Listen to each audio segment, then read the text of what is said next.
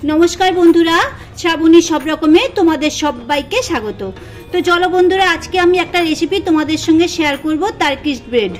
तो देखो खूब सहजे और खूब मात्र कटा मात्र उपकरण दिए एत सुस्वादु ये ब्रेडटा बानानो जाए। তোমরা যদি না দেখো বুঝতেই পারবে না। তা সামান্য মাত্র কটা হাতের কাছে যে কটা মাত্র উপকরণ থাকে সেই উপকরণ দিয়ে তোমরা খুব টেস্টি একটা ব্রেড বানিয়ে নিতে পারবে। আর দেখো মাত্র 20 থেকে 25 টাকা খরচ হবে এই ব্রেডটা বানাবার জন্য। তো তোমরা আমার সাথে থেকো বন্ধুরা, প্রথম থেকে শেষ অবধি ভিডিওটা সাথে থেকো। আর যদি দেখতে দেখতে ভালো লাগে একটা লাইক করে দিও, তোমাদের কাছে অনুরোধ রইল। আর তাহলে চলো আজকে আর বেশি কথা নয়, এবার মূল ভিডিওতে আসা যাক। तो चलो আমি এখানে 1 কাপ পরিমাণে উষুম উষুম গরম দুধ নিয়েছি।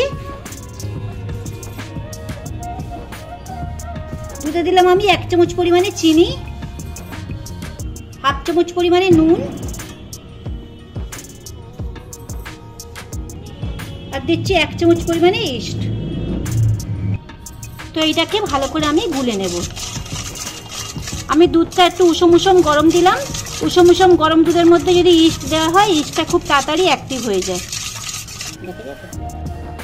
এতে আমি দিচ্ছি 1 বাটি পরিমাণে ময়দা। ময়দাটা দিয়ে আমি ভালো করে একটা ডো বানিয়ে নেব। তো দেখো ময়দাটা দিয়ে আমি এর সঙ্গে ভালোভাবে মেখে নেব একটু।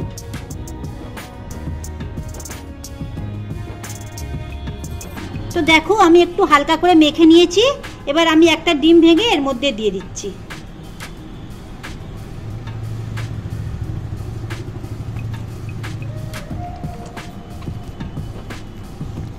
তো দেখো বন্ধুরা ইস্টটা দেওয়ার ফলে ডোটা একটু চটচটে ভাব হয়েছে, এতে ভয়ের কোনো কারণ নেই। এবার এতে দিচ্ছি আমি 2 চামচ পরিমাণে সাদা তেল, মানে রিফাইন্ড অয়েল দিয়ে এটাকে ভালো করে আবার একটু মেখে নেব। তেলটা দিলে তাহলে গা থেকে সব চটচটে ভাবটা একটু কমে যাবে। তো দেখো বন্ধুরা ভালো করে সুন্দর করে মেখে নিয়েছে, তোমরা দেখতেই পাচ্ছ তেল দেওয়ার ফলে এটা কত সুন্দর হয়েছে, ডোটা কত সুন্দর হয়েছে। এবার এটাকে আমি আধ ঘন্টা রেস্টে রেখে দেবো। আধ ঘন্টা ভালো করে পেপার দিয়ে এটা ভালো করে চাপা দিয়ে রাখবে তোমরা, যাতে না ভেতরে হাওয়া ঢোকে। তো দেখো এটা আমি ভালো করে একটা প্লাস্টিকের র্যাপ করে দিয়েছি। ভালো করে এটা চাপা আমি আধ ঘন্টা রেস্টে রাখবো। রেস্টে রাখার ফলে এটা কি হবে, ভিতরে হাওয়া ঢোকার ফলে এটা একটু ফুলে উঠবে। তো ততক্ষণ আধ ঘন্টা রেস্টে থাক এটা। তো দেখো আমি ডোটা ভালো করে আধ ঘন্টা মানে রেস্টে রেখেছি। ততক্ষণ আমি একটা কড়াই বসিয়ে নিয়েছি। এতে আমি দিচ্ছি রিফাইন্ড অয়েল। তোমরা চাইলে সর্ষের তেল দিয়েও করতে পারো, আমি রিফাইন্ড অয়েল দিচ্ছি। তো দেখো তেলটা গরম হয়ে গেছে। আমি আগে থেকে একটা টমেটো সরু সরু করে কেটে রেখে দিয়েছি। টমেটোটা আমি তেলের ওপর দিয়ে দিলাম। তো দেখো টমেটোটা গলে গেছে। এবার এখানে আমি 4 ভাগের 1 ভাগ বাঁধাকপি আমি ভালো করে কুচিয়ে রেখেছি, বাঁধাকপিটা দিয়ে দিলাম। বাঁধাকপিটাও ভালো করে আমি ফ্রাই করে নেব। এবার আমি দিলাম একটা গাজর সরু সরু করে কুচিয়ে রেখেছি, গাজরটাও আমি এতে দিয়ে দিচ্ছি।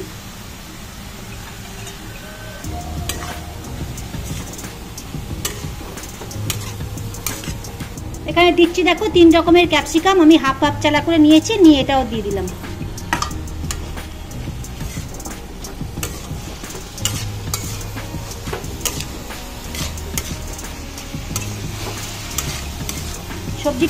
সবজিটা একটু গলা অবধি অপেক্ষা করব। একদম ছোট ছোট করে কাটা, তো বেশি টাইম লাগবে না, এক্ষুনি গলে যাবে। দিচ্ছি একটা বড় সাইজের পেঁয়াজ কুচি,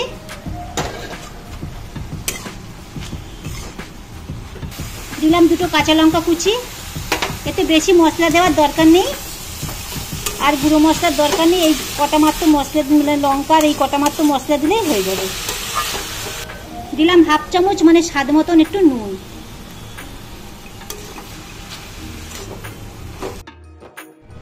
তো দেখো বন্ধুরা আধ ঘন্টা বাদে আমি ফিরে এলাম। আধ ঘন্টা বাদে ডোটা আমি দেখো আমি রেস্টে রেখেছিলাম যে আধ ঘন্টা বাদে আমি বার করে নিয়েছি। এবার দেখো এটা আমি আরও একবার ভালো করে মেখে নিচ্ছি। মেখে এর থেকে আমি 2টো লেচি করে নেব। সমান করে নিয়ে 2টো লেচি করবে তোমরা। তো দেখো একটা থালা নিয়েছি, থালার মধ্যে আমি ভালো করে অয়েল ব্রাশ করে নিয়েছি। নিয়ে এইটা চারদিকে হাত দিয়ে দিয়ে, এটা বেলার দরকার নেই, চারদিকে হাত দিয়ে দিয়ে তোমরা এটা এভাবে থালার সমান করে দেবে। তো দেখো বন্ধুরা থালার মধ্যে এটা পুরো সমান করে পেতে দিয়েছি। এবার যে আমি সবজিটা বানিয়েছিলাম এই সবজিটা আমি থালার মধ্যে দিয়ে দেবো এইভাবে।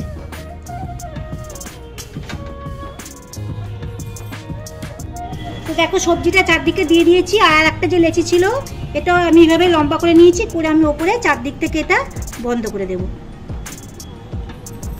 তো দেখো ওপরের এটা দিয়ে পুরো বন্ধ করে দিয়েছি। আর তোমরা একটা চামচের পেছন দিয়ে একটু গায়ে ডিজাইন করে দেবে এইভাবে। তোমরা দেখে বুঝতেই পারছো আমি কেমন ডিজাইন করছি।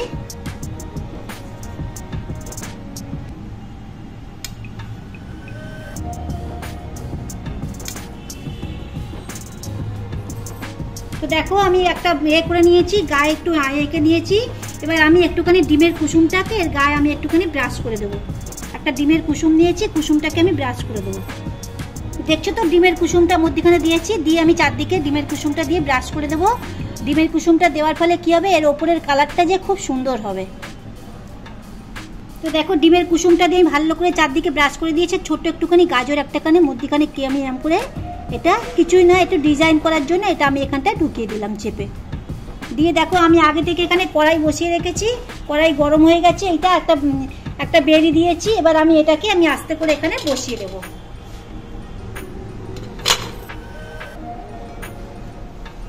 দিয়ে এটাকে 10 থেকে 15 মিনিট আমি ঢাকা দিয়ে একদম রেখে দেব।